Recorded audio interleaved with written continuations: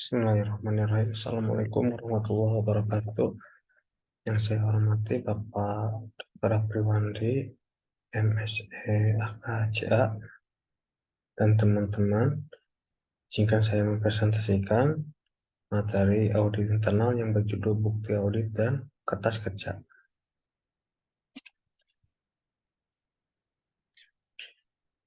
Pertama ada bukti audit. Bukti audit adalah segala informasi yang mendukung angka-angka atau informasi lain yang disajikan dalam laporan keuangan, yang dapat digunakan oleh auditor sebagai dasar yang layak menyatakan pendapatnya.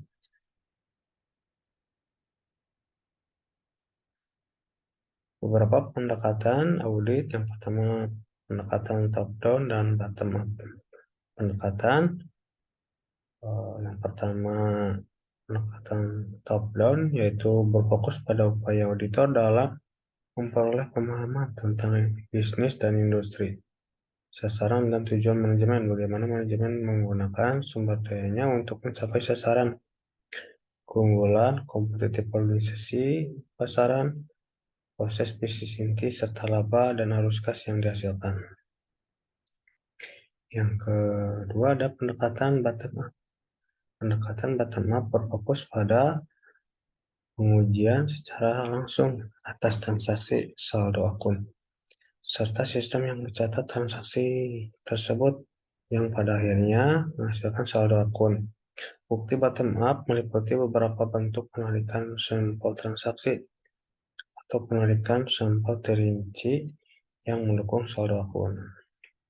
Ada jenis-jenis bukti audit. Yang pertama ada pemeriksaan fisik, konfirmasi, prosedur analisis, 4 dokumen, yang kelima tanya jawab, dan yang keenam observasi. Selanjutnya ada kertas kerja audit. Kertas kerja audit adalah catatan yang dilakukan oleh auditor mengenai prosedur audit yang ditempuhnya, pengujian yang dilakukan, informasi yang diperolehnya, dan kesimpulan yang dibuatnya sehubungan dengan yang diauditnya.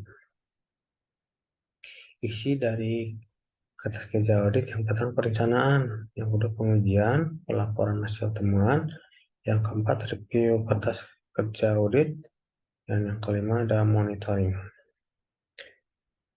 Jenis-jenis kertas kerja ya, yang pertama kertas kerja neraca saldo, kedua scheduling dan analisis, yang ketiga memoranda audit dan dokumentasi informasi penguat, yang terakhir ada ayat jurnal penyesuaian atau dan reklasifikasi. Yang selanjutnya ada pengasihan kertas kerja. Yang pertama dari file permanen, yang kedua ada file tahun berjalan. Di sini saya akan mencoba menjelaskan tentang rincian temuan audit yang ada di korporasi saya. Di sini ada rincian temuan audit, yaitu kategori temuannya adalah lumayan jelek, yaitu adalah high. Berdasarkan dari hasil proses pelaksanaan, ada di sini ada tentang angsuran anggota atau aktivitas pembiayaan yang ditagih oleh staf dari nama anggota Ibu Rohmi ini. Ibu anggotanya udah meninggal, tetapi baru dikunjungi setelah 3 bulan anggotanya meninggal. Maka harusnya ada di sini anggotanya itu tidak berhak mengangsur lagi, harus diserahkan kartu kuningnya, lalu kemudian secara otomatis dari koperasi ini anggota Rohmi ini dilunaskan. Kategori temuan ini dari staf lapangnya adalah Sahrudi. Artinya banyak yang bermasalah atau tidak dikunjungan. Hasil konfirmasi tidak mengetahui keberadaan rumah anggota dan tidak diberitahu terlebih dahulu sebelum stafnya tidak mencari tahu keberadaan anggota. Kriteria dari SOP operasional ini adalah pertemuan center hangat. Tujuan prosedur ini dimaksudkan untuk menstandarisasikan kegiatan pertemuan center yang dilakukan oleh setiap minggu. SOP operasional ini tentang prosedur monitoring, evaluasi kebijakan, mencegah fraud.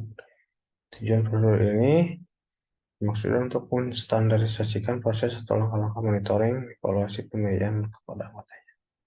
Penyebab dan bisa terjadi di sini stafnya yang kurang inisiatif, dampaknya menimbulkan celah yaitu fraud pada anggota yang sudah melakukan pelunasan, tetapi terdapat masih ada di sistem masih ada tagihan.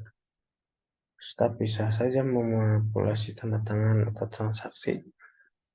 Anggota tetap saja membayar.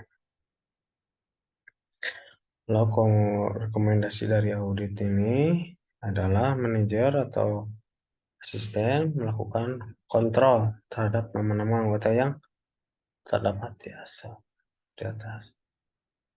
Preventif untuk masa yang akan datang agar staf lapang punya target kunjungan ke anggota yang bermasalah. Secara lengkap di sini rincian temuan audit ini dimulai rekomendasi apa saja yang harus dilakukan di masa yang akan datang ya, agar mencegah tidak ada lagi kembali hal-hal yang tidak diinginkan yang tidak seharusnya dilakukan.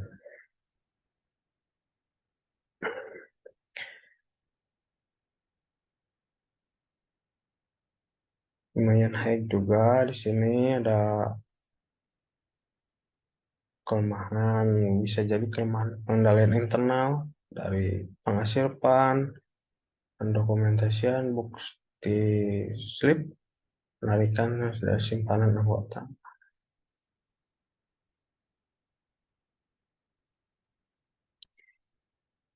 Kategori ini ada memanipulasi tabungan anggota. Anggota tidak merasa menarik tabungan, tetapi sama staf tersebut ini malah ditarik tanpa tanda tangan anggota tersebut. Maka dari hasil audit ini jelas bahwa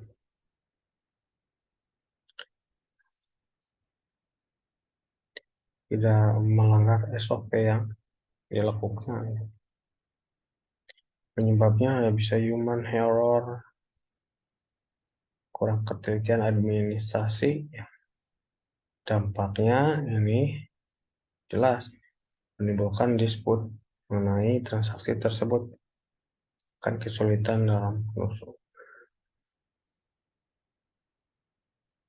Sini ada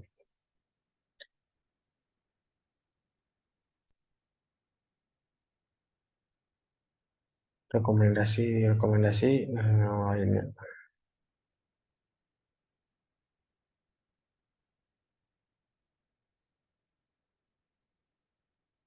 Mungkin itu presentasi dari saya, kurang lebihnya mohon maaf. Saya akhiri. Assalamualaikum warahmatullahi wabarakatuh.